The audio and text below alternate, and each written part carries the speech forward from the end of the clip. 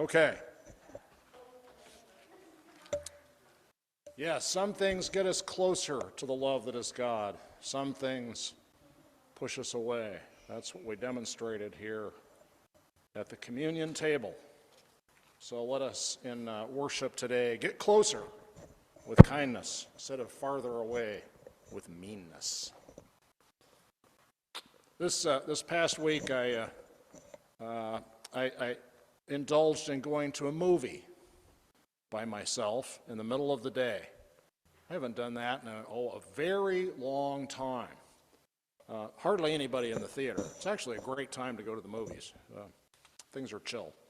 Also, you can sit in the disability seats where nobody's sitting because nobody's there, and you have this incredible chair, and you can just be in the middle of the theater, and wow, it's great. I just made a confession there. Maybe that makes me farther away. I don't know. Don't sit in the disability seats if you're not disabled. Anyway, I went to see a movie called The Jesus Revolution. And Susan is about to do a thing with that, right? You're going to have some fun. You already did it? We tried to do it. Oh. It turned out you had to have an app. You had to, on Prime Yeah. You had to Another day. reorder all that. Anyway, I just encourage folks to watch this movie, and then we can have conversations about it. It's really interesting. For me, visceral, because I was a long-haired youth in the 1960s in Santa Cruz at the beach, and this whole Jesus revolution was happening at the time.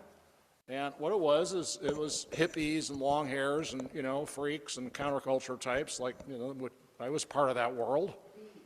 Beads and bells, all that, and beards and long hair and bandanas and rock and roll and Grateful Dead and all that. So I was into that at some level. I was not into the drugs, but I liked the rock and roll. Anyway, I was also a spiritual person, went to church, was the president of my church youth group and all that. So I was in that world. But I just was very attracted to the counterculture. A lot of what was good in the counterculture was a beautiful thing, right? There's some other beads and bells folks here, yes? You were there, some of us, or we've seen about it at the very least. So this is a film about that era, and it was very beautiful. We would sit around campfires of driftwood at the beach and play music with guitars and sing about Jesus, because young folks started realizing Jesus was a counterculture guy, right? He was a hippie, he had long hair and long cloth, cotton natural clothes and sandals. He was one of us. And people started to wake up to that and be attracted to the figure of Jesus in a new and different way and with a different culture around it. And so this Jesus Revolution movement was very attractive to me and a lot of other young folks. And so this film captures that moment in our history, late 60s, early 70s. The Jesus Revolution, the Jesus freaks, we called it ourselves the Jesus people. And there's a whole culture around it that was very sweet and wonderful and inspiring. So this film celebrates that time, but then there's some problems with the film, of course, because what it really also illustrates is how Jesus at the beach morphed into fundamentalism in the suburbs, right? So it's really the story of how these hippies on the beach and wandering around got drawn into pretty old school fundamentalist churches. And the results of that linger and persist to this day, right? So it's the story of a church that, is neckties, women in pumps, etc. Very boring, staid. And suddenly these hippies show up in this church, and suddenly it's open collar shirts and flip-flops, right? And come as you are, and rock music instead of rock of ages, and the list goes on, right? So it was a cultural transformation. Still to this day, go to, Church on the Rock up the hill here, and you will see the residue of that era, right? Rock band, come as you are, informal worship, liturgy out the window, all that part of our Christian tradition, poof, gone, right? That all happened starting during this Jesus Revolution. But, you know, that revolution turned into the opposite of a revolution, right? And I think Christianity in America is recovering from that ever since. But it's not the first Jesus Revolution, and it won't be the last Jesus Revolution. We have an opportunity to do the Jesus Revolution right here and do it all the way. Go the distance this time, right? And take that love of the Christ farther than the Jesus people took it, than we took it in the 60s and the 70s. Go the distance. Open the doors of the church much farther, much wider, to more people who have been excluded and rejected and mistreated. Women, 0 women leaders in the church described by this movie or the movement at all. Gay people, 0 mention of them, nor is there a mention of the fact that the protagonist of the film is a guy named Lonnie Frisbee, who was this hippie guy who was very earnest Jesus people Christian. It leaves out the fact that he was gay and later died of AIDS, right? No mention of that in the film. He was a victim of the very kind of religion that he wound up espousing in many ways. So we can go farther. We're the Jesus revolutionaries. You are the Jesus revolutionaries. I am the Jesus revolutionary. This is our chance to do it. But again, it wasn't the first revolution, and it won't be the last. Yes, the revolution continues. And you might think that Palm Sunday was the first Jesus revolution, right? Because what was going on in Jerusalem at the time? It's fun to think about that, just to get perspective. Interesting to think about that.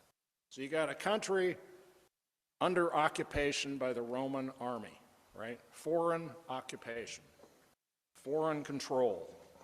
And the day when that was the most painful for the people of Israel, the most painful day for that was Passover, right? Jews from all over the world, non-Jews, right? Gentiles would come. Why? Because it was a party. It was Coachella. Palm Sunday, what we celebrate as Palm Sunday.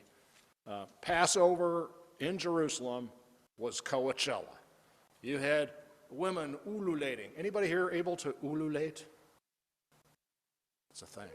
Oh, I can't do it. Anyway, they would ululate and swing their hair around and shimmy, shimmy, and people sang loud. It was a party. You know, in the Bible we have the Psalms, right? And a bunch of the Psalms are like the one we read today. They were Psalms of ascent. That is, walking up the hill to Mount Zion, to Jerusalem. The Song of Ascent. So we have these beautiful, nice Psalms. We read them. Yes, they're pretty. But what we forget is that people sang these Psalms. These were songs, and they sang them loud, and they sang them while shimmying and ululating, and it was a party. It was Coachella. It was a thing, right? So, this is what's up. Jesus shows up in town. He's got a reputation. People are starting to think maybe this is the guy that can liberate us from the Romans. Maybe this is the Jesus revolution to end the Roman occupation. Woohoo! Wow. So there's excitement about this guy. He comes in. People start laying down branches of trees. We lay down palms, but who knows what they lay down. In front of his donkeys. Did you see the donkey video? Hey, Carly, can you do me a favor, run the donkey video again? No rush, but if you can, that'd be great. These are our donkeys. Roberta and I have donkeys in Ojai. And so Jesus came in on a donkey, and there was a celebration. So it's kind of ironic, you know, the king of the Jews, quote unquote, the hero of this story, Yeah, Sespi and Caesar, these are our donkeys. Come visit and see them and make their acquaintance. They're very sweet. They're wild animals. Jesus would not be able to ride these donkeys unless he had magical powers to tame them instantaneously. They're from the Arizona desert, and we have not tamed them yet. So he shows up on a donkey, big excitement, thrill. This amazing man is coming to town. Maybe he's the guy for the revolution. Maybe he's the leader of the revolution. Meanwhile, it would seem that Jesus had a different kind of revolution in mind, a very different kind than just getting rid of the Romans. He was looking for a revolution, not just a political revolution. That mattered to him too, changing the system, resisting the empire, chipping away at its authority. But he had a longer-term goal in mind, right? He aimed higher than just ending the Roman Empire in Israel. It was like Gandhi. Gandhi was the same. Gandhi said, he once said, my goal is not to end the British Raj, the British control over India. My goal is God. My goal is self-realization. My worst enemy is not the British Empire. My worst enemy is a guy by the name of Mohandas K. Gandhi.